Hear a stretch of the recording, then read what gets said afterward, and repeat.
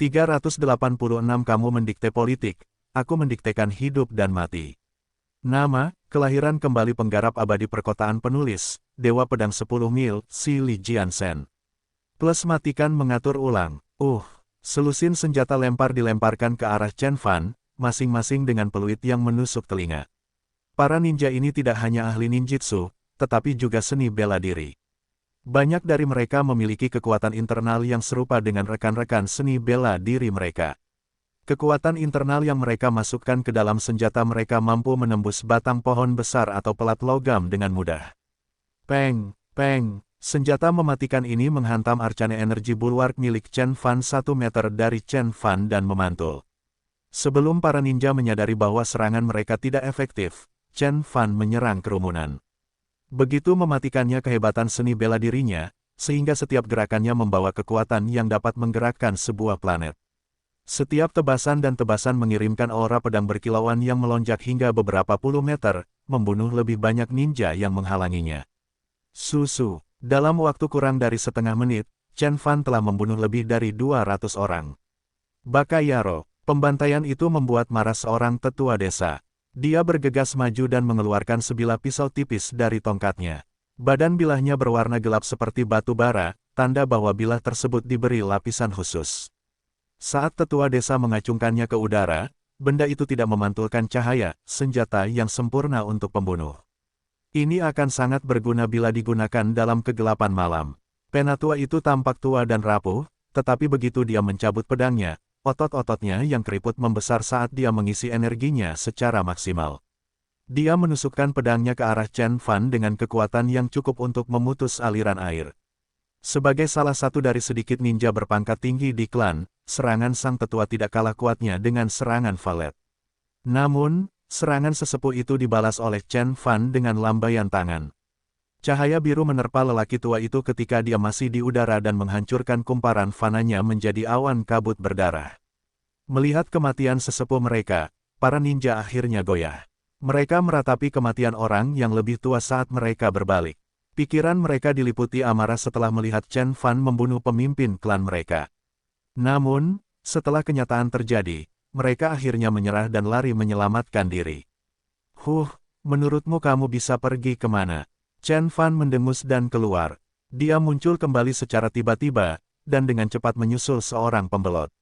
Dia menendang desertir itu dari belakang, membuatnya kehilangan keseimbangan. Setelah ninja itu jatuh ke tanah, Chen Fan menginjak tubuhnya dengan kaki, mengakhiri hidup ninja itu secara langsung. Kemudian Chen Fan menghilang dari pandangan sekali lagi dan muncul di belakang seorang ninja parubaya. Dia menekan telapak tangannya dengan kuat ke punggung ninja, memaksanya jatuh ke tanah dan meremukkan ninja di antara telapak tangannya dan tanah. Para ninja ini menggunakan semua jenis seni penyembunyian atau seni rahasia yang mereka ketahui, tetapi tidak satupun dari mereka yang bisa lolos dari Chen Fan. Setelah Chen Fan membunuh semua orang di klan ninja, dia membakar desa dan membakarnya hingga rata dengan tanah. Kemudian dan hanya pada saat itu, dia meninggalkan desa yang terbakar dan ratusan mayat dan meninggalkan lembah. Klan ninja Fuji dimusnahkan dari dunia. Chen Fan langsung menemui Yukishirosa setelah dia selesai dengan klan ninja Fuji. Yukishirosa bersembunyi di sebuah rumah kecil di luar Fukuoka. Dia dicari oleh pemerintah Jepang karena hubungannya dengan Chen Fan. Yukishirosa mendatangi Chen Fan begitu dia melihatnya. Tuan, polisi datang ke kediaman keluarga Yukishiro segera setelah saya pergi. Saya pergi dengan tergesa-gesa, dan hanya membawa sedikit uang tunai dan beberapa kartu kredit. Saya yakin sebagian besar aset keluarga Yukishiro harus disita oleh pemerintah juga. Saya tidak lagi memiliki sumber daya untuk memanggil karyawan keluarga saya. Suara Yukishirosa dipenuhi dengan kesedihan dan kesusahan. Keluarga Yukishiro baru saja mengakuisisi seluruh aset kuil Susano, jadi kekayaannya mencapai miliaran. Saham mereka di kelompok investasi besar juga tak ternilai harganya. Setelah Chen Fan mengalahkan militer, ia menjadi orang paling dicari di Jepang.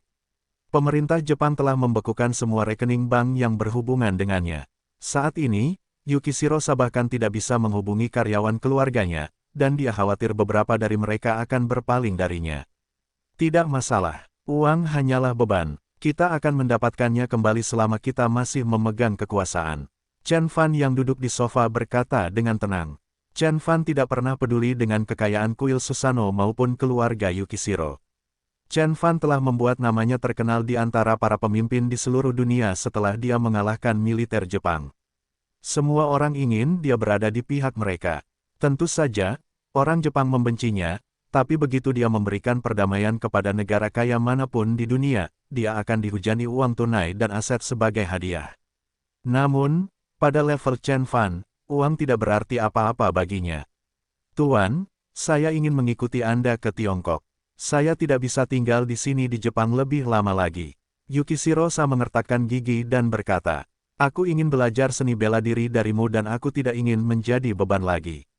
Mengawasi valet adalah satu-satunya tugas yang kau berikan padaku, tapi aku gagal. Memalukan sekali. Chen Fan terkejut dengan kata-kata gadis itu. Dia menatap wajah gadis itu dan memperhatikan ketulusan dan keyakinan di matanya. Dia mengangguk dan berkata, baiklah, saya akan membawamu bersamaku dan mengajarimu seni bela diri. Saya berjanji kepada Anda bahwa Anda akan melampaui valet hanya dalam beberapa tahun. Tetapi sebelum saya berangkat ke Tiongkok, saya harus pergi ke Tokyo untuk menagih sejumlah utang. Chen Fan menyipitkan matanya yang berkilauan saat dia berkata, Chen Fan telah mendapatkan dokumen di klan ninja terkait dengan operasi militer melawannya dan dia tidak menyukai sedikit pun dari apa yang telah dia pelajari. Sementara itu, di rumah keluarga Mitsui di luar Tokyo. Pada pandangan pertama, tidak ada yang tampak luar biasa, tetapi istana itu penuh dengan pengawal bersenjata berjas hitam. Dengan wajah sekeras batu, mereka membawa disiplin seperti prajurit. Faktanya, para pengawal ini adalah anggota elit pasukan bela diri Jepang. Penguasa keluarga Mitsui adalah orang yang sangat berpengaruh di Jepang dan tidak sulit baginya untuk meminta perlindungan kepada pasukan bela diri Jepang. Apakah menurut Anda tuan keluarga bereaksi sedikit berlebihan? Saya ragu Chen Beixuan tahu bahwa kitalah yang berada di balik operasi militer. Salah satu pemimpin keluarga Mitsui menggelengkan kepalanya dan berkata, Tuan keluarga kami semakin tua dan itulah yang dilakukan orang-orang tua, mereka menjadi curiga. Pemimpin lainnya tersenyum. Saya pikir tidak akan lama sebelum Amerika mulai bertindak. Setelah mereka selesai berurusan dengan Chen Beixuan, kita tidak membutuhkan pengawal ini lagi. Petik 2. Mereka begitu asyik mengobrol hingga tidak menyadari ada bayangan yang nyaris tak terlihat melewati mereka. Chen Fan telah menggunakan mantra gaib dan berjalan langsung ke istana keluarga Mitsui. Mantra gaib adalah seni dharma kecil yang dipelajari Chen Fan segera setelah dia memasuki pencerahan etiril. Namun, pada tahap ini, mantra gaib tidak hanya dapat menghindari deteksi dengan mata telanjang, tetapi juga tidak dapat melewati detektor inframerah dan logam. Setelah Chen Fan mencapai level laut ilahi atau roh terhubung, Chen Fan akan dapat menggunakan mantra penyembunyian ilahi dan mengubah tubuh fisiknya menjadi lebih dari sekadar penampakan. Namun, mantra gaib bisa digunakan untuk saat ini. Mantra itu memungkinkan Chen Fan memasuki rumah keluarga Mitsui meskipun ada penjaga. Jadi militer Amerika akan mengambil tindakan. Chen Fan mendengar percakapan keduanya dan mengerutkan alisnya. Sepertinya aku harus bergegas. Meskipun aku tidak takut pada Amerika, tubuhku mungkin tidak akan mampu bertahan dalam pertempuran berikutnya. Berbeda dengan pasukan bela diri Jepang, pasukan Amerika terdiri dari tentara profesional yang terlatih. Itu adalah kekuatan militer paling kuat di dunia. Saat ini, hanya militer di beberapa negara seperti Tiongkok dan Rusia yang mampu menyaingi pasukan Amerika. Lebih buruk lagi, Amerika juga mempunyai kemampuan nuklir yang sangat besar yang dapat menghancurkan seluruh planet. Jika Amerika benar-benar marah, mereka mungkin juga menggunakan bom nuklir lagi seperti yang mereka lakukan pada PD2. Ini bukan pertama kalinya Amerika menggunakan senjata nuklir di Jepang. Chen Fan lebih suka menjauh dari senjata nuklir sebelum dia mencapai Conate Spirit. Informasi baru ini tidak menghalangi Chen Fan sedikit pun. Dia mengikuti petunjuk Divine Sense-nya dan berjalan lebih jauh ke dalam kompleks keluarga Mitsui sampai dia mencapai sebuah rumah kecil. Di dalam rumah, Mitsui Kazuo sendirian. Chen Fan menampakkan dirinya dan masuk ke kamar. Mitsui Yuto, apakah itu kamu? Bukankah aku sudah menyuruhmu pergi? Mendengar derit pintu dan langkah kaki, Mitsui Kazuo mengerutkan alisnya dan bertanya dengan dingin. Chen Fan tidak mengatakan sepatah kata pun. Dia memasuki ruang tamu, berjalan ke perapian besar dan mengambil secangkir teh di atas mantel. Mitsui Kazuo dikejutkan oleh kesunyian, jadi dia berbalik dan menyadari pria yang masuk ke rumahnya sama sekali bukan Mitsui Yuto. Dia merengut pada Chen Fan dan bertanya dengan panas, "Siapa kamu? Di mana Mitsui Yuto?" Mitsui Kazuo tidak tahu bahwa pemuda itu adalah mimpi buruknya yang selama ini dia coba hindari. Chen Fan meminum teh di bagian bawah cangkir dan berkata sambil tersenyum. "Kamu menghasut pemerintah Jepang untuk menggunakan militernya melawan saya, dan sekarang kamu mengumpulkan Amerika. Tapi kamu bahkan tidak tahu siapa saya." Wajah Mitsui Kazuo menjadi gelap dan tangannya mulai gemetar tak terkendali. Wajahnya berkedut, mencegahnya membentuk kalimat di mulutnya. Pada akhirnya, dia berhasil menyebutkan nama pengunjung itu di sela-sela rahangnya yang terkatup rapat. "Chen Beixuan, ya, itu saya. Tenang Tuan Mitsui, saya suka teh Anda, apakah Anda mau minum juga?" Chen Fan melambaikan tangan dan tiba-tiba, Mitsui Kazuo ditangkap oleh kekuatan tak terlihat yang ditempatkan di kursi tepat di depan Chen Fan. Tangan dan lengannya bergerak tanpa perintah dan mengambil cangkir teh dan menuangkan isinya ke dalam mulutnya. Dia langsung merasakan sensasi terbakar di tenggorokannya, tapi cairan panas terus mengalir hingga cangkirnya kering. "Chen Beixuan, apa yang kamu inginkan?" "Saya dapat memberitahu Perdana Menteri untuk membatalkan perintah yang diinginkan dan meminta Amerika untuk mempertimbangkan kembali operasi mereka." "Sebutkan saja harganya." Meski tenggorokannya terasa tertusuk jarum, Mitsui Kazuo memohon untuk tetap hidup. Dia adalah salah satu orang paling berkuasa di Jepang dan dengan ketajaman serta pengalamannya, dia tahu bahwa Chen Fan ada di sini untuk membunuhnya. "Membunuh saya tidak akan memberikan apa-apa kepada Anda. Itu hanya akan membuat Perdana Menteri semakin bersemangat dan melipat gandakan tekad mereka untuk membawa Anda ke pengadilan. Kematian saya juga akan mendorong Amerika untuk mengambil tindakan dan mereka bahkan mungkin memberikan tekanan pada pemerintah Tiongkok untuk mendapatkan keadilan." Ada sedikit rasa bangga yang terpancar di mata Mitsui Kazuo saat dia berbicara. "Tuan Chen Beixuan, Anda adalah orang yang cerdas, jadi saya yakin Anda tahu apa yang terbaik bagi Anda. Biarkan saya pergi dan kita bisa bekerja sama. Dengan kekuatan pribadi Anda dan pengaruh politik keluarga Mitsui, kita bisa mencapai apapun." Mengatakan demikian, mata Mitsui Kazuo bersinar dengan cahaya yang kuat. Seolah-olah lelaki tua penjual kekuasaan itu percaya bahwa dia dapat mempengaruhi Chen Fan untuk bergabung dengannya. Jika Chen Fan adalah seorang Grandmaster atau seorang kultivator negara abadi biasa, dia mungkin akan menyelamatkan nyawa Mitsui Kazuo. Namun, Chen Beixuan memberikan senyuman mengejek kepada lelaki tua itu dan berkata, "Apa yang membuatmu berpikir bahwa aku membutuhkan asisten? Jika aku menginginkan sesuatu, aku akan mengambilnya sendiri." Di bawah tatapan kaget Mitsui Kazuo, Chen Fan keluar ruangan setelah meninggalkan komentar tegas, "Ingat, Anda mungkin bisa mendikte politik di negara ini, saya mendikte hidup dan mati Anda." Yang membuat Mitsui Kazuo ngeri, dia menyaksikan kedua tangannya mencengkeram tenggorokannya dan meremasnya hingga dunia menjadi gelap. Tanggal 21 Januari tahun 2009, Chen Beixuan telah membunuh pemimpin keluarga Mitsui, Mitsui Kazuo. Berita itu membuat takut semua petinggi politik Jepang. Mitsui Kazuo sudah mati. Berita itu bahkan lebih mengejutkan para politisi di Asia Timur daripada kematian mendadak Takemiya Hiro dan keempat Dewa Iblis serta kekalahan telak dari Brigade ke-14. Kebanyakan dari mereka pernah berurusan dengan Mitsui Kazuo sebelumnya dan telah mendengar banyak kisahnya yang luar biasa. Sebagai bos terakhir di grup Mitsui, dia adalah salah satu kontributor utama pembangunan kembali Jepang pasca perang. Ia juga merupakan pencipta era keemasan di Jepang. Dia dan teman-temannya di pemerintahan telah memimpin Jepang, negara yang dilanda perang, keluar dari resesi dan kekurangan serta menjadi negara dengan perekonomian terkuat kedua di dunia. Perekonomian mereka bahkan terancam melampaui Amerika pada tahun 80-an. Grup Mitsui memiliki banyak perusahaan yang dikenal oleh warga Tiongkok dan Korea, Sony, Toyota, Toshiba, Sanyo, dan masih banyak lagi. Sebagai pemimpin keluarga Mitsui, lelaki tua itu memiliki pengaruh yang tak terbayangkan baik dalam dunia politik maupun dunia perdagangan. Pengaruhnya dapat dirasakan di seluruh Asia Timur. Namun, Chen Fan telah membunuh sosok legendaris ini tanpa kesulitan apapun. Para pemimpin di Asia Timur mau tidak mau merasa terancam dan tidak percaya. Korban Chen Fan sebelumnya, seperti Takemiya Hiro, Lord Susanoo atau prajurit Brigade ke-14 berasal dari pemeran yang berbeda dari mereka yang berkuasa, sehingga kematian mereka di tangan Chen Fan tidak membuat mereka merasa terancam. Namun, Mitsui Kazuo adalah panutan di kalangan elit, dan kematiannya lebih dekat dengan politisi dan Taipan. Penguasa keluarga-keluarga Lee di grup Samsung, misalnya, terinspirasi oleh Mitsui Kazuo di masa mudanya dan sangat menghormati lelaki tua itu. Oleh karena itu, ketika tuan keluarga Lee mendengar kematian Mitsui Kazuo, dia sangat kecewa. Berita itu telah menghilangkan oksigen dari paru-paru Lord Lee. Wajahnya menjadi gelap saat dia bergumam, beraninya dia membunuh orang tua itu.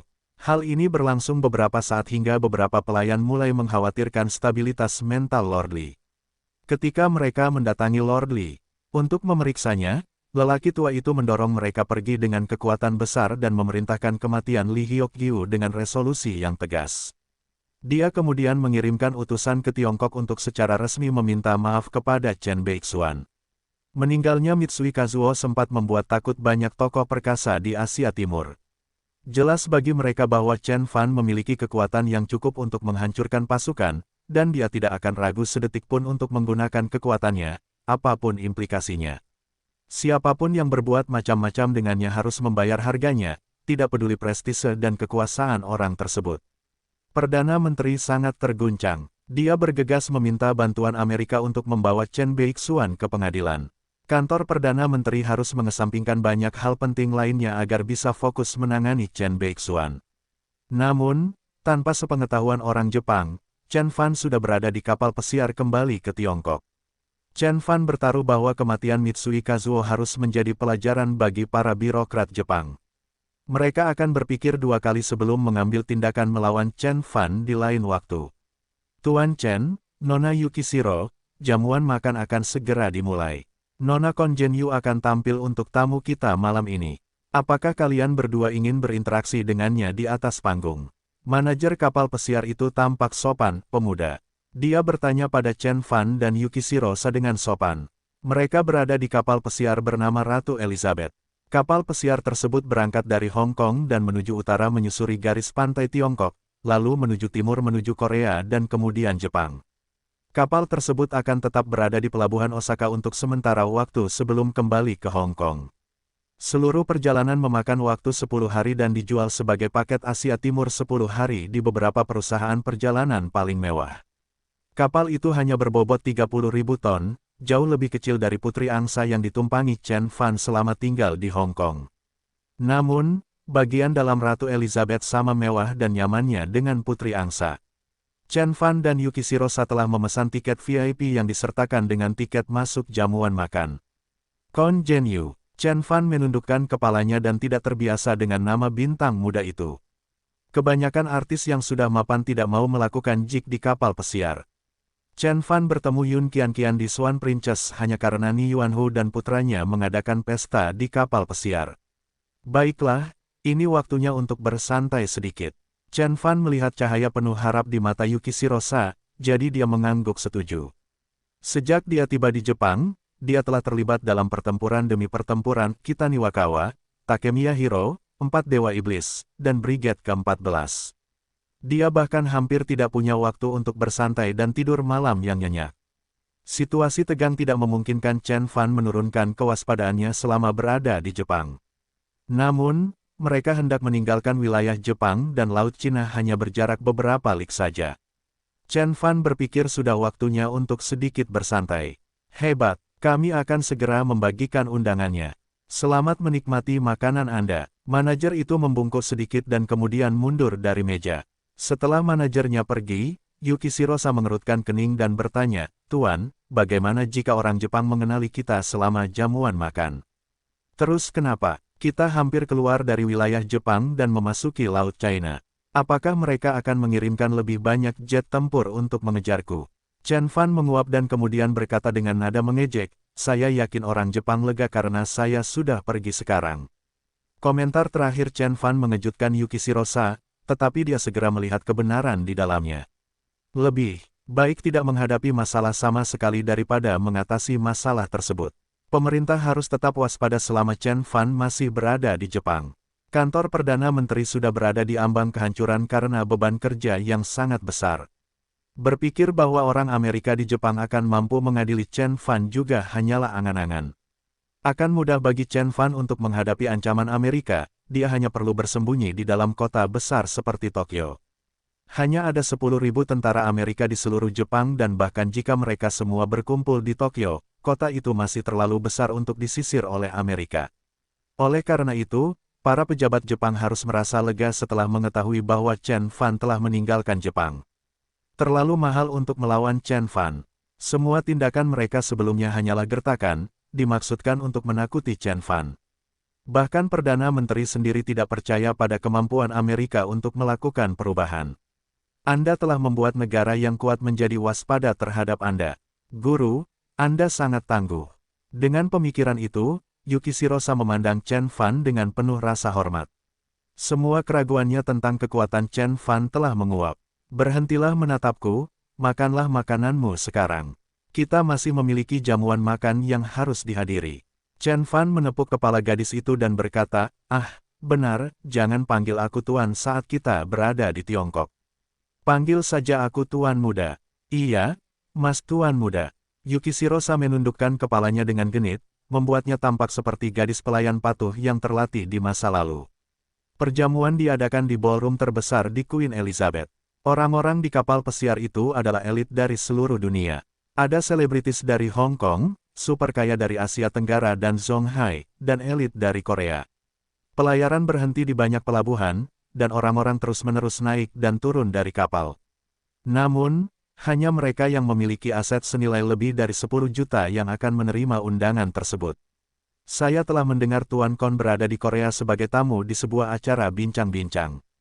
Dia naik ke kapal ketika kapal berhenti di Korea. Begitu dia berada di kapal, manajer kapal pesiar memintanya untuk tampil di atas panggung. Seorang pria membawa cangkir anggur di tangannya memasukkan. Kon Jen-yu sangat populer akhir-akhir ini. Lagu-lagunya tersebar di internet. Si kecil adalah penggemar beratnya dan ingin bertemu dengannya sebentar. Saya harus meminta tanda tangannya ketika saya bertemu dengannya nanti. Kata seorang Taipan dengan wajah gemuk dan berminyak. Setelah Chen Fan dan Yukishiro berganti pakaian yang lebih layak, mereka berjalan ke ruang dansa dan bergabung dengan kerumunan. Untuk menghindari deteksi pemerintah Jepang, Chen Fan telah mengubah penampilannya menjadi seorang mahasiswa muda. Dia dan Yukishiro tampak seperti pasangan aneh saat berdiri bersama. Yukishiro mengenakan gaun putih yang memperlihatkan bahu lembutnya. Dia telah menutupi bagian tubuhnya yang lain, tapi entah bagaimana sepertinya masih menarik banyak perhatian. Karena sebagian besar orang di perjamuan itu adalah pengusaha yang cerdik, mereka tahu bahwa mereka tidak bisa menilai seseorang dari penampilannya. Oleh karena itu, tidak ada yang berani meremehkan Chen Fan. Bahkan banyak yang menduga bahwa Chen Fan adalah pewaris orang super kaya di Tiongkok, jika tidak, ia tidak akan bisa memiliki teman yang sangat cantik. Keduanya masing-masing mengambil segelas anggur dan menemukan tempat duduk. Bahkan ketika mereka hendak duduk, seseorang meneriaki mereka karena terkejut. Nona Yukishiro. Chen Fan menoleh ke belakang dan melihat seorang pria parubaya yang bersemangat berjalan ke arah mereka. Pria parubaya itu memiliki sikap anggun, yang kontras dengan matanya yang berkilau. Dia membuntuti di belakang dua pengawal yang jelas merupakan pengguna pasukan internal yang kuat. Chen Fan bisa merasakan kekuatan internal yang memancar dari tubuh mereka dari kejauhan. Tuan Qi. Yukishiro terkejut melihat pria parubaya itu juga. Dia bergegas memberitahu Chen Fan. Tuan muda, dia adalah Qi Dongsheng, ayah Qi Wangsun. Dia adalah Qi Dongsheng. Chen Fan melirik pria parubaya itu dengan penuh pengertian. Dia adalah bos grup Dongsheng, Taipan Tiongkok Utara. Dalam kehidupan terakhir Chen Fan, dia telah mendorong Qi Wangsun ke sudut dan akhirnya mendorongnya untuk melarikan diri darinya ke Amerika. Qi Wangsun tetap tinggal di Amerika Serikat selama sisa hidupnya di kehidupan terakhir Chen Fan. Kali ini, nasib Qi Wangsun berubah menjadi lebih baik berkat Chen Fan. Jika Qi Wangsun menikahi Yukishiro saat dia dirasuki oleh Dewa Iblis, dia akan dengan mudah dimanipulasi oleh gadis yang dirasuki itu. Qi Dongsheng tidak mengenali Chen Fan, dia berjalan melewati Chen Fan dengan senyum lebar di wajahnya, dan tidak melirik ke arah Chen Fan. Nona Yukishiro, dunia yang kecil ini. Saya telah mendengar kabar tentang keluarga Anda, apakah semuanya baik-baik saja? Saya baik-baik saja. Terima kasih atas perhatian Anda. Yukishirosa menenangkan diri dan berkata dengan dingin. Jika bukan karena dia adalah ayah dari teman Chen Fan, dia bahkan tidak akan siap memberikan balasan. Namun, Qi Dongsheng tidak terlalu mempermasalahkan nada dingin Yukishirosa karena itulah yang dia ingat tentang keadaannya. Dia melanjutkan percakapan singkat dengan Yukishirosa dan para tamu lainnya mengenali Qi Dongsheng, mereka semua menjauh darinya. Qi Dongsheng tidak mulai memperhatikan Chen Fan sampai dia mengoceh selama 10 menit. Dia menatap Chen Fan dengan rasa ingin tahu dan bertanya, kamu terlihat sangat akrab. Tolong ingatkan saya siapa ayahmu. Saya Chen Fan dan saya teman sekamar Qi Wangsun. Chen Fan mengerutkan alisnya dan menjawab dalam bahasa Mandarin. Aha, aku minta maaf karena tidak mengenalimu. Kamu terlihat agak berbeda dari fotomu. Terlepas dari kata-kata Qi Dongsheng, dia terdengar menghina. Reaksi Qi Dongsheng membuat Chen Fan mengerutkan alisnya semakin erat. Mengapa Qi Dongsheng tidak mengenalinya? Bukankah putranya menceritakan segalanya kepadanya, menceritakan kepadanya apa yang telah dilakukan Chen Fan untuk membantu keluarga Qi? Bahkan jika Qi Wangsun menghilangkan detailnya, mengapa Meng Song tidak mengungkitnya juga? Nona Yukishirosa, maukah Anda berbaik hati memberi saya dan teman-teman saya di meja saya dengan kehadiran Anda? Qi Dongsheng melirik Chen Fan dan berhenti memperhatikannya. Dia memasang senyuman kerikil di wajahnya dan berkata, saya selalu ingin bertemu dengan guru kita Niwakawa, alangkah baiknya jika Anda bisa memperkenalkan saya kepadanya suatu hari nanti. Kata-katanya mengejutkan Yukishirosa. Tuan Qi, kita Niwakawa sudah mati. Yukishirosa tersenyum canggung. Apa? Qi Dongsheng terkejut dengan berita itu. Master kita Niwakawa adalah salah satu master kendo terkuat di Jepang, siapa yang mampu membunuhnya? Qi Dongsheng bertanya saat kekecewaan muncul di matanya. Chen Fan menyaksikan interaksi mereka dari jauh. Jelas sekali bahwa Qi Dongsheng benar-benar tidak tahu siapa dia dan apa yang telah dia lakukan di Jepang. Ia lupa dengan rangkaian peristiwa penting yang terjadi di Jepang baru-baru ini. Yukishirosa melirik Chen Fan dan kemudian menjawab dengan ragu-ragu, apakah kamu tidak mendengar apa yang terjadi di Jepang akhir-akhir ini? Keluarga Yukishiro terlibat dan Tuan kita Niwakawa meninggal karenanya. Apa yang terjadi di Jepang? Pertanyaan itu mengejutkan Qi Dongsheng. Apakah kamu berbicara tentang pertarungan antara Master Chen dan ahli pedang, Takemiya Hiro? Saya pernah mendengar bahwa mereka bahkan menghancurkan menara Tokyo. Saya ada di sana sebelum pertarungan dan, saya bahkan mengundang Takemiya Hiro untuk makan malam tetapi dia tidak pernah kembali untuk saya. Setelah dia mengatakan itu, Qi Dongsheng menghela nafas. Qi Dongsheng telah tinggal di Jepang selama lebih dari 10 hari.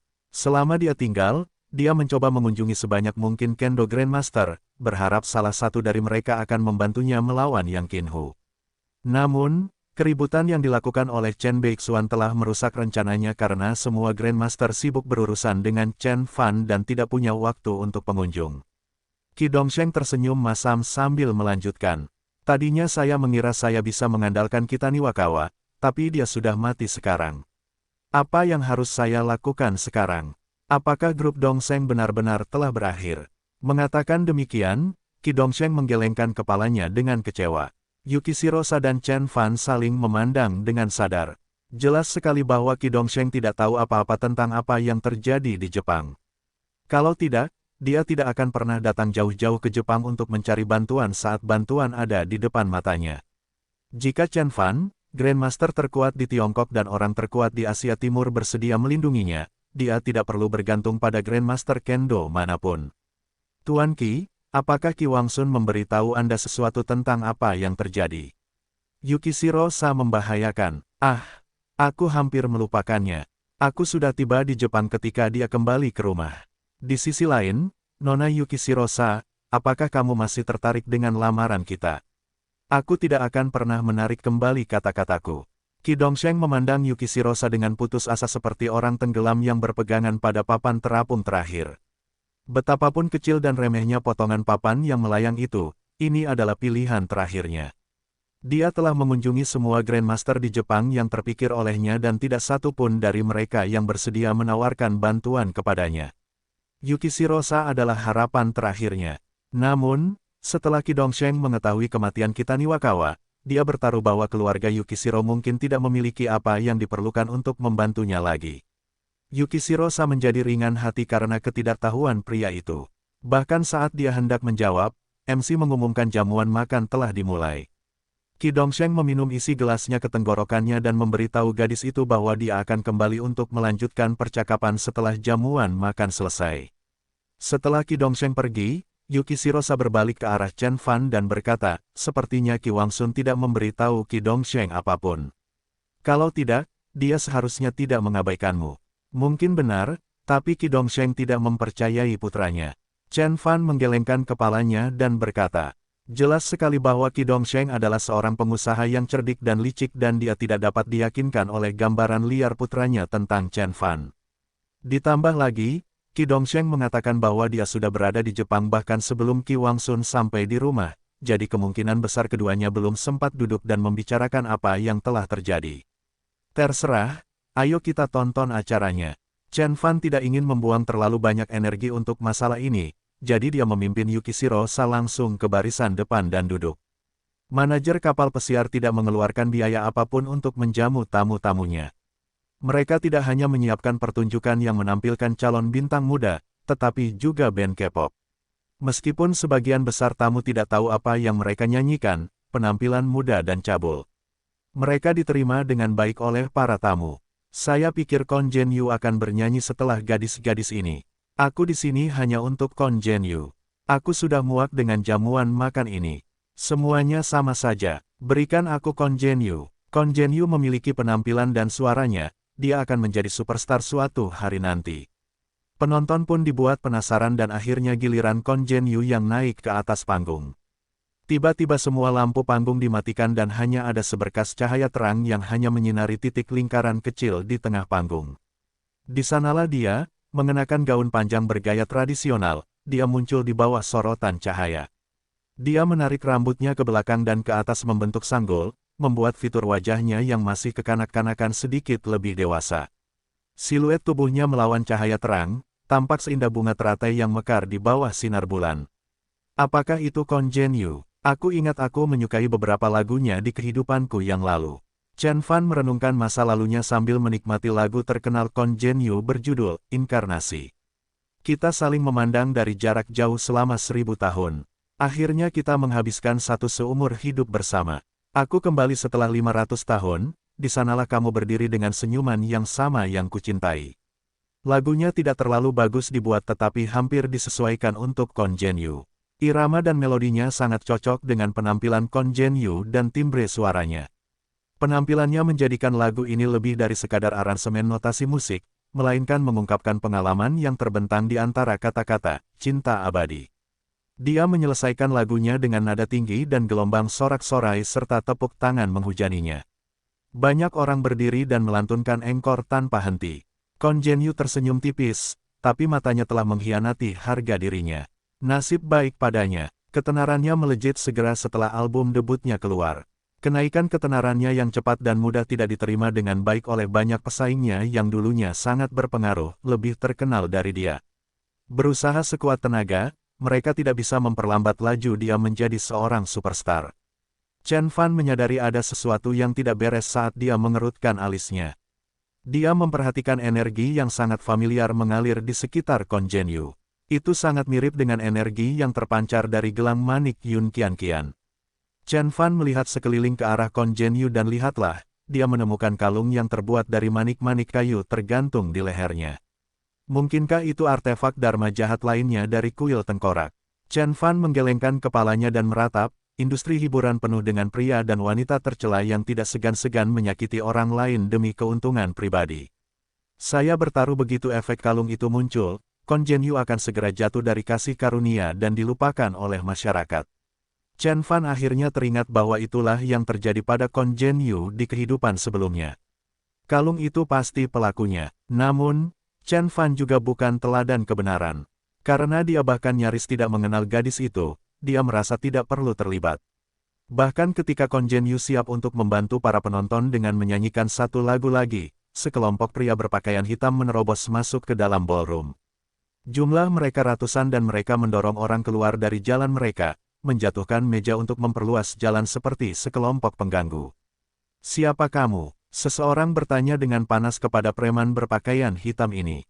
Itu bukan urusanmu. Minggir. Salah satu pria berbaju hitam kembali menyerang pria itu dengan suara dingin. Pria itu hendak melanjutkan perjalanan, tetapi dia segera dihentikan oleh temannya. Apakah kamu sudah gila? Mereka dari grup Fuhai. Mereka akan membuangmu dari kapal jika kamu berbicara menentang mereka. Pembicara tiba-tiba menyadari sesuatu ketika wajahnya menjadi pucat dan tidak berani berbicara. Manajer kapal pesiar itu berjalan ke arah orang-orang berbaju hitam ini, tetapi mereka bahkan tidak meliriknya sedikitpun. Mereka mendatangi Qi Dongsheng dan bertanya, Tuan Qi, Tuan Din meminta kehadiran Anda. Jika Din Duhai ingin bertemu denganku, dia harus datang kepadaku. Mengapa aku harus melakukan perjalanan jauh-jauh ke arahnya? Qi Dongsheng membanting meja dan memprotes. Kedua pengawal yang berdiri tepat di belakangnya juga mengambil langkah maju, mata berkilauan. Pria berpakaian hitam ini memasang wajah tegang dan hendak melepaskan sarung tangan mereka. Sebuah suara terdengar dari luar. Qi Dongsheng, saya yakin Anda tidak pernah berpikir bahwa saya akan menangkap Anda di sini. Apakah Anda pikir Anda satu-satunya orang yang memiliki koneksi di Jepang? Saya juga berurusan dengan orang Jepang. Seorang pria dengan perut buncit masuk ke dalam kamar, dia mengenakan pakaian tradisional Tiongkok yang mencolok sambil memegang sepasang bola latihan kesehatan giok di tangannya. Di belakangnya ada pria lain yang seumuran, tapi wajahnya lebih ramping dan pakaiannya tidak terlalu mencolok. Begitu keduanya masuk ke dalam ruangan, sekitar 100 pengawal berpakaian hitam membungkuk kepada mereka dan berkata, "Selamat datang Tuan Din dan Tuan Yang." Perkembangan itu membuat takut tamu-tamu lain di ruangan itu dan wajah mereka dengan cepat menjadi pucat.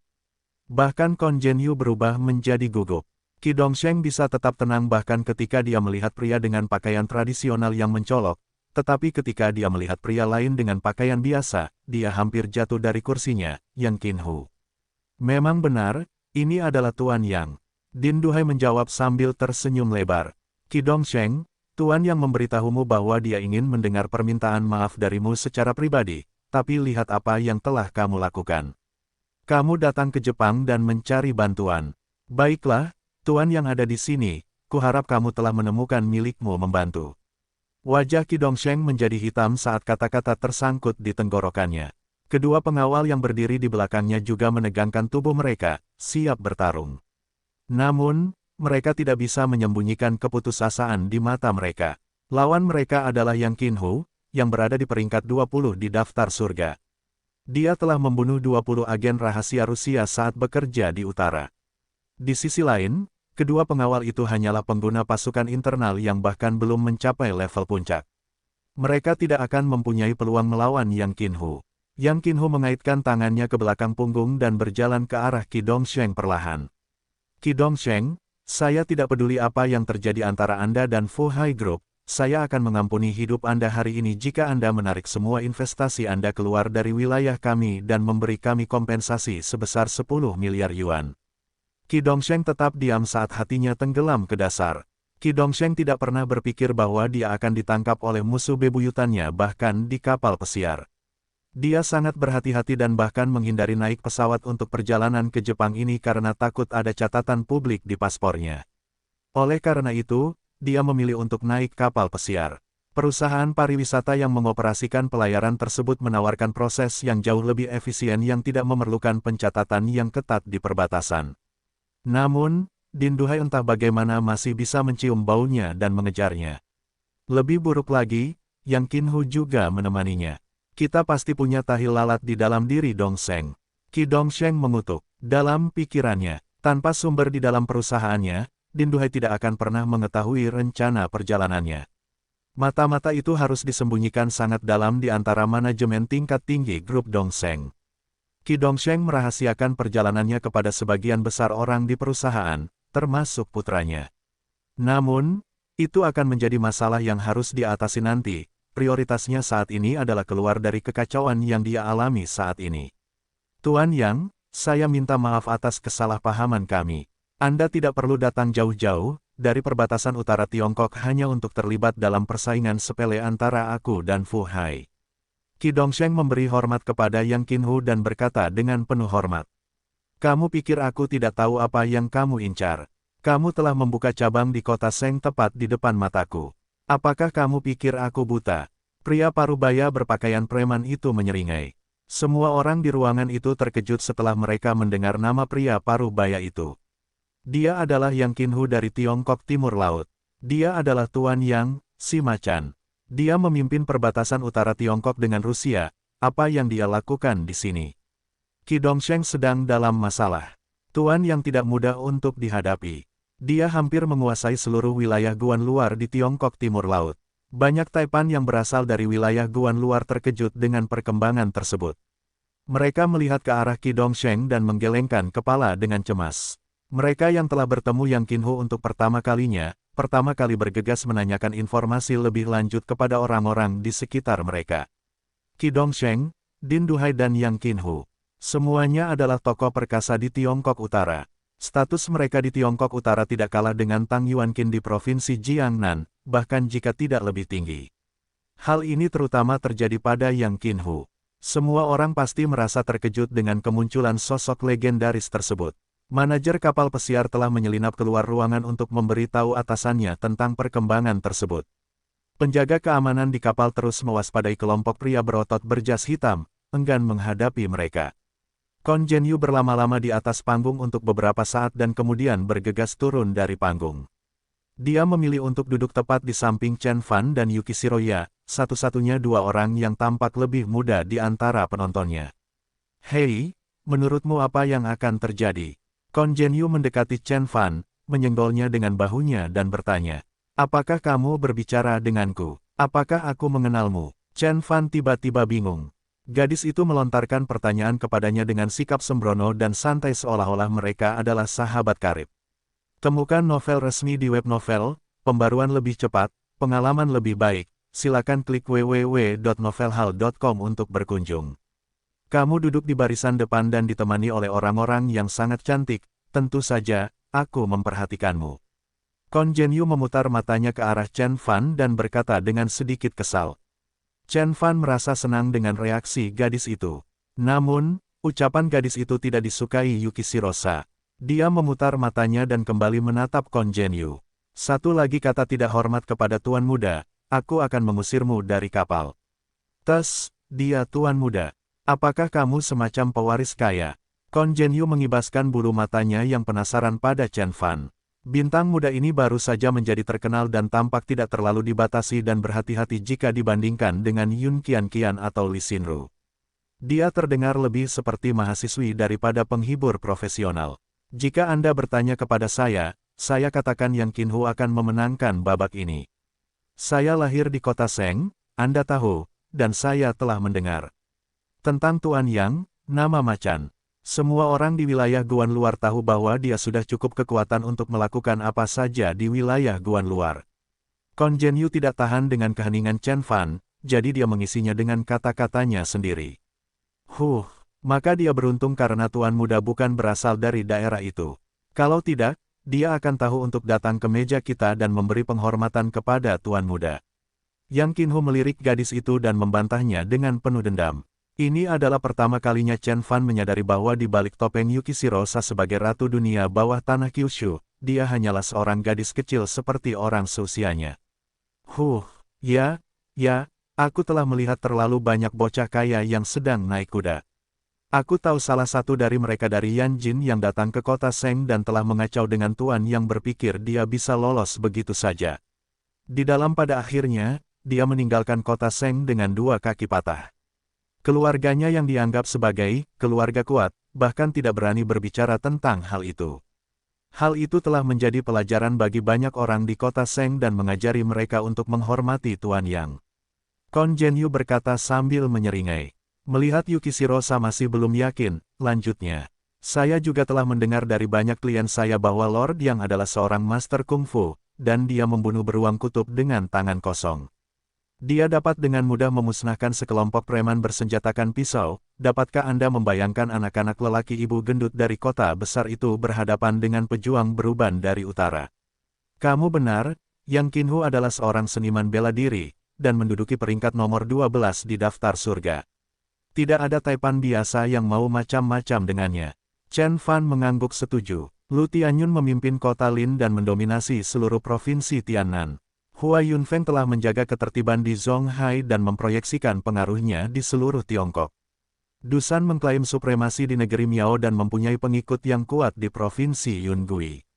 Yang Qinhu sama dengan para Grandmaster yang kuat itu, dan wilayahnya berada di sebelah timur jantung Tiongkok, yang disebut wilayah Guan Luar atau Guan Timur. Semua Grandmaster ini memimpin wilayah mereka dan mengamankan posisi mereka dengan kekuatan dan kekuatan pribadi. Mereka seolah menjalin hubungan simbiosis dengan pemerintah.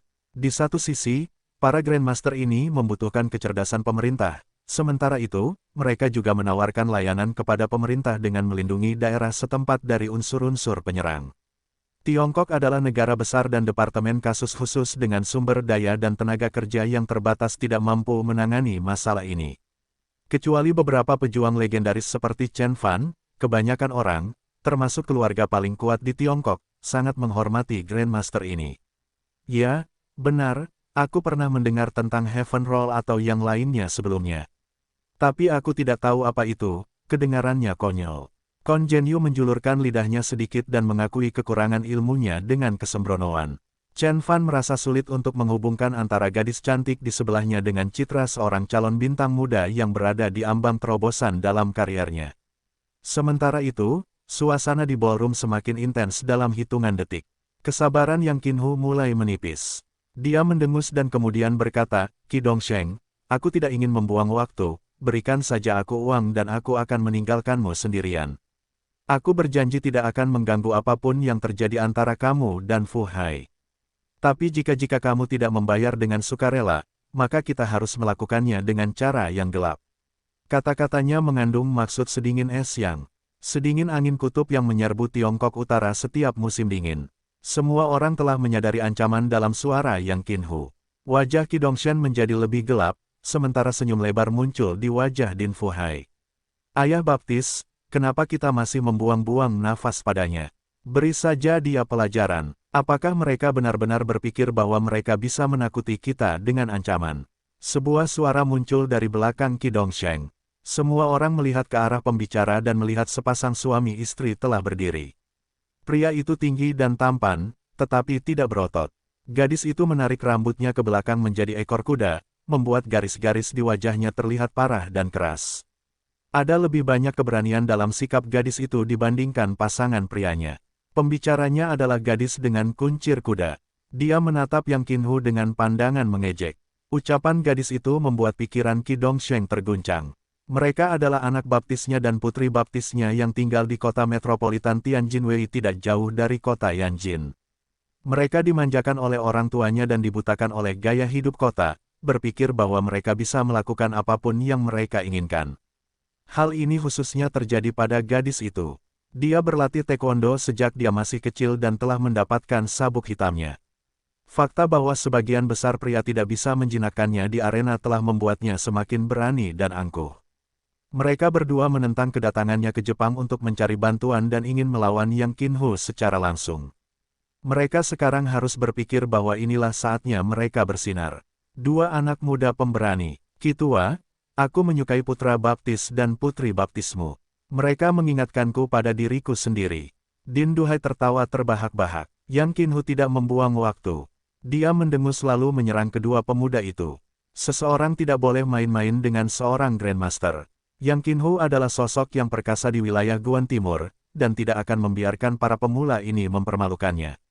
"Kasihanilah, Tuan Yang." Qi Dongsheng panik dan berteriak pada Yang Qinhu. Namun, Yang Qinhu tidak mendengarkan, serangannya sudah dimulai. Dia menyerang kedua anak muda itu seperti kereta yang tak terhentikan. Dia menembus udara, membuat suara siulan bernada tinggi yang bergema di seluruh ruangan. Gelombang suara berlipat ganda dan berubah menjadi gelombang kejut yang menghancurkan semua yang ada di meja. Wajah pasangan muda itu memucat begitu mereka menyadari kekuatan lawan mereka. Gadis itu terpesona oleh tampilan kekuatan Yang Qinhu, membeku menjadi patung. Dia belum pernah melihat yang seperti ini selama latihan taekwondo. Yang Qinhu bisa saja menabraknya dan mengubahnya menjadi bubur. Sementara itu, pemuda itu berhasil menenangkan diri. Dia mengertakkan gigi dan mengerutkan tubuhnya seperti ular yang fleksibel. Kemudian dia meluncurkan dirinya keluar, menjulurkan tubuhnya sebanyak mungkin. Tubuhnya tegang karena energi, dia mengulurkan kedua tangannya untuk memblokir serangan Yang Qinhu. Kesepakatan. Yang Qinhu tertawa terbahak-bahak lalu meninju. Pukulannya membawa begitu banyak kekuatan hingga langit-langit ballroom terancam runtuh. Gerakannya sederhana, pukulannya lurus ke depan, tapi sama mematikannya dengan harimau yang rakus dan juga mengaum seperti harimau. Bang! Di bawah tatapan terkejut semua orang, keduanya bertabrakan satu sama lain. Yang Qinhu hanya menggunakan setengah dari kekuatannya, namun pukulannya dengan mudah menembus pertahanan pemuda itu dan mendarat tepat di dadanya. Kekuatan pukulan itu melewati tubuh pemuda itu dan keluar dari punggungnya. Puh! Darah keluar dari mulut pemuda itu ketika dampaknya membuatnya terbang. Dia menabrak setengah lusin meja dan terjatuh ke lantai 20 meter jauhnya. Keheningan tiba-tiba menyelimuti ruangan itu. Tidak ada yang menyangka pukulan Yang Qinhu bisa begitu mematikan. Bahkan Qi Dongsheng takut dengan perkembangan tersebut. Pemuda itu adalah salah satu bawahannya yang terkuat, namun dia bahkan tidak bisa menerima satu pukulan pun dari Yang Qinhu. Qi Dongsheng tidak yakin bagaimana dia bisa membela diri sekarang. Dengan pemikiran itu, Qi Dongsheng tersenyum masam dan siap mengakui kekalahan. Tiba-tiba, suara seorang gadis terdengar di telinganya dari kejauhan. Tuan muda, kamu bisa melakukan jauh lebih baik dari dia. Tidak ada yang pernah mengira Yang Qinhu bisa sekuat itu. Qi Dongsheng termasuk salah satu dari mereka yang paling kagum dengan tampilan kekuatan. Dia hanya tahu sedikit tentang Grandmaster. Yang dia dengar tentang mereka sekilas hanyalah bahwa mereka jauh lebih kuat daripada seniman bela diri biasa, tapi seberapa besar kekuatannya, dia tidak tahu. Pria muda dan gadis dengan kuncir kuda adalah saudara laki-laki dan perempuan. Nama laki-laki itu adalah Yu Feng dan nama gadis itu adalah Yulin. Pasangan kakak beradik ini adalah anak dari sahabat karib Qi Dongsheng. Sahabatnya meninggal pada usia dini dan dia menyerahkan hak asuh anak-anaknya kepada Qi Dongsheng. Qi Dongsheng telah memperlakukan keduanya seperti anak-anaknya sendiri dan mereka juga tidak mengecewakannya, karena keduanya ternyata adalah asistennya yang cakap. Yu Feng terbukti sangat berguna bagi Qi Dongsheng. Dia mempelajari semua jenis seni bela diri dari seorang guru yang hebat. Dia tidak hanya mempelajari pengembangan kekuatan internal yang populer di Tiongkok, namun dia juga memadukan banyak elemen dari teknik seni bela diri lainnya, seperti judo, karate, dan jiu-jitsu berhasil untuk melengkapi seni bela diri Tiongkoknya dengan efek yang luar biasa. Bahkan pengawal pribadi Qi Dongsheng, Meng Zong tidak bisa mengalahkannya. Qi Dongsheng memiliki keinginan untuk membiarkan anak baptisnya, Yu Feng mengambil alih perusahaan daripada memberikannya kepada putranya yang mengecewakan. Dia telah membawa pasangan saudara laki-laki dan perempuan itu bersamanya dalam perjalanan ke Jepang ini, kalau-kalau dia bertemu dengan Din Fuhai. Telah terbukti bahwa kehati-hatiannya bukannya tidak beralasan, bahkan mungkin tidak memadai karena Yang Qinhu juga muncul. Saudaraku, kamu baik-baik saja. Yulin menjerit dan berlari ke arah Yu Feng untuk membantunya berdiri. Kesedihan dan kemarahan tertulis di seluruh wajahnya. Mereka tumbuh bersama dan menjadi lebih dekat satu sama lain dibandingkan saudara kandung pada umumnya. Aku baik-baik saja, Yu Feng berhasil tersenyum di wajahnya untuk menghibur adiknya, tapi senyuman itu hanya bertahan sepersekian detik saat darah keluar dari mulutnya. Pukulan Yang Qinhu mengandung kekuatan tak terukur yang mungkin tidak terlihat pada pandangan pertama. Namun, energinya telah menembus tubuh pemuda itu dan masuk ke organ dalamnya. Dari sana, perlahan-lahan hal itu akan menimbulkan kekacauan di dalam diri pemuda itu. Jika bukan karena Yu Feng memiliki dasar penyempurnaan fisik yang kuat, dia tidak akan selamat dari dampak awal. Saudaraku, berhenti bicara sekarang. Aku akan meminta ayah untuk membawamu ke rumah sakit. Air mata mengalir di wajah Yulin.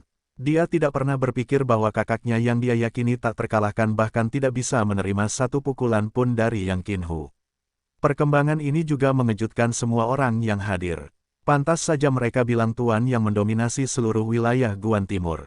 Aku kenal pemuda yang baru saja dikirim terbang itu.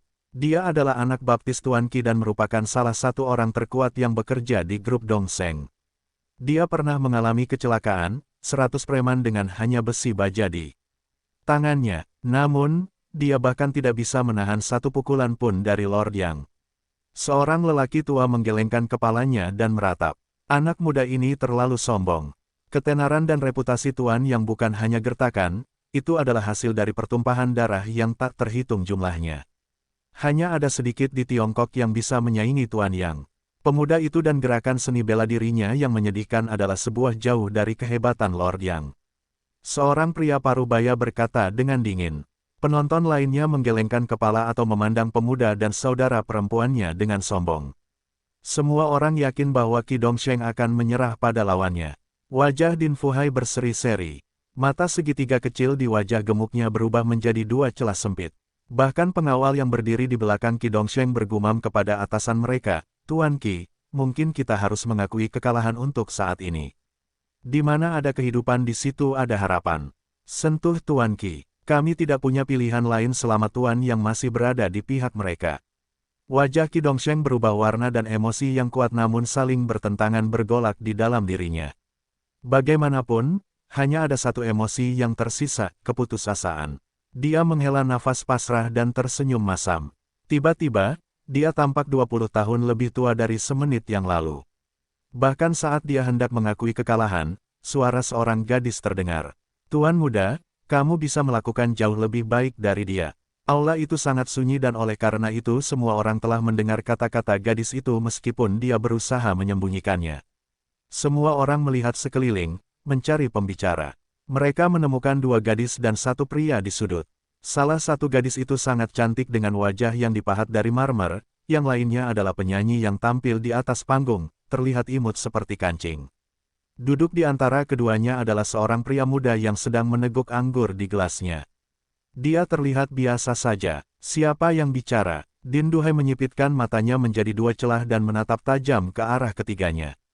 Ratusan pria berbaju hitam juga memandang ke arah mereka dengan tatapan mengintimidasi. Yukishirosa mengerut sedikit dan kemudian bergumam, saya hanya mengatakan yang sebenarnya. Orang tua itu terlihat menakutkan, tetapi dia bahkan tidak bisa membunuh pemuda itu setelah mendaratkan pukulan keras. Saya bertanya-tanya bagaimana dia bisa sampai ke surga, gulungan. Tak seorang pun tahu apa yang membuat pernyataan menggelegar gadis itu terdengar seperti apa. Yang Qinhu tidak membunuh pemuda itu dan entah bagaimana gadis itu menganggapnya sebagai tanda kelemahan. Dan omong-omong, siapa tuan muda yang kamu bicarakan itu? Tahukah dia kalau perkataannya bisa menimbulkan musuh yang kuat? Chen Fan melirik Yukishirosa. Dia tahu Yukishirosa lebih pintar dari itu. Dia mungkin tidak akan merasa begitu terkejut jika mendengarnya dari Zhong Yaoyao, tapi itu dari mulut Ratu Dunia bawah tanah Kyushu. Sejak kapan Yukishirosa menjadi begitu impulsif? Yukishirosa memperhatikan pandangan Chen Fan, jadi dia mendekati Chen Fan dan berbisik. Tuan muda, saya tahu Anda tidak terlalu tergila-gila pada Qi Dongsheng, tetapi Qi Wangsun adalah teman Anda perlu membantunya. Jika Anda membiarkan ayah Qi Wangsun mati di tangan musuhnya dan tidak melakukan apapun, Qi Wangsun mungkin tidak akan memaafkannya, kamu karena ketidakaktifanmu. Chen Fan tetap tenang saat dia memutar anggur di dasar gelasnya.